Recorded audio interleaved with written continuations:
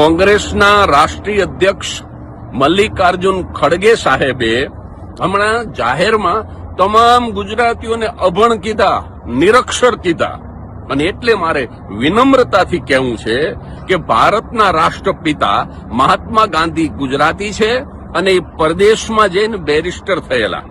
પ્રથમ વડાપ્રધાન થવા માટે સૌથી લાયક ઉમેદવાર કોઈ હોય તો એ સવાયા ગુજરાતી સરદાર વલ્લભભાઈ પટેલ હતા અને એ પણ પરદેશમાં જઈને બેરિસ્ટર થયેલા.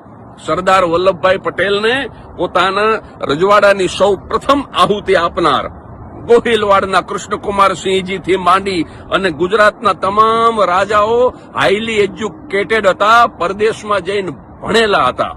ગુજરાતના ઉદ્યોગપતિ અંબાણી, મુકેશભાઈ અંબાણી, એ રિચેસ્ટ એશિયન ઉદ્યોગપતિ છે અને એ પણ કેમિકલ એન્જિનિયર છે.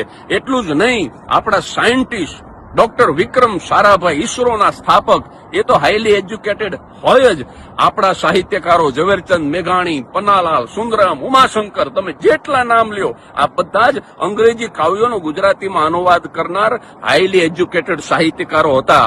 અને અમે લોક કલાકારો, હું તો નાનકડો કલાકાર છું, પણ 3 અલગ અલગ યુનિવર્સિટીમાંથી મેં 3 વખત પીએચડી કર્યું છે. એટલે ખડગે સાહેબ ગુજરાતના લોક કલાકારો, સાહિત્યકારો, ગુજરાતના ઉદ્યોગપતિઓ, ગુજરાતના રાજવીઓ, તમામ ગુજરાતીઓ એજ્યુકેટેડ હતા, છે અને રહેશે. અને 2026ની વાત કરું તો 34 જિલ્લાઓમાં આશરે 68 યુનિવર્સિટી ગુજરાતમાં છે. એક જિલ્લા દીઠ 2 યુનિવર્સિટી હોય, એ પ્રજા અભણ કેવી રીતે હોઈ શકે? અને તમે જયારે પ્રવચન કરતા હતા ત્યારે સિમ્પલ અંગ્રેજીમાં લખેલું, એમાં કોઈ આંકડાકીય માહિતી નહોતી. ખાલી મોદીની ટીકા જ કરવાની હતી. અને છતાંય તમે હાથમાં કાગળ રાખી અને એક એક લીટી તમે વાંચીને બોલતા હતા. અને મોદી સાહેબ પરદેશમાં જાય, વ્હાઇટ હાઉસની અંદર પ્રવચન કરતા હોય, અંગ્રેજીમાં બોલતા હોય, તો પણ ક્યારેય હાથમાં કાગળ નથી રાખ્યો, ક્યારેય સ્લીપ ઓફ ટંગ નથી થઈ.